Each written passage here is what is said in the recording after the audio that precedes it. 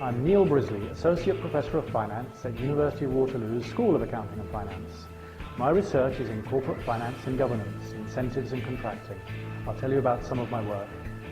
In a Journal of Finance publication, I've looked at the design of executive stock options and how, if they go deep in the money, they can offer counterproductive risk-taking incentives to a firm manager.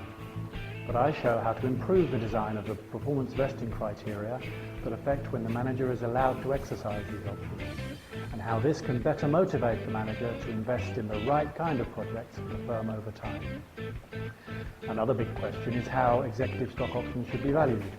I published my own model based on how managers make a trade-off between how much money they could gain now by exercising their options early versus how much potential option value they would be losing by doing so. I've also published papers on initial public offerings. In an auction, economists often ask whether the seller should announce her reservation price, that's the minimum offer she would be willing to accept, or whether she should keep it secret.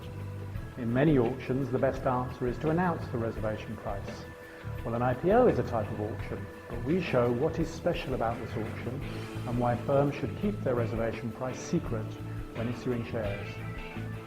Finally, I'm currently working on a paper with my colleague Alan Douglas at the school, looking at how to motivate a manager to invest in her own firm-specific human capital, meaning putting effort into creating value for her current employer when it risks not improving her employability outside.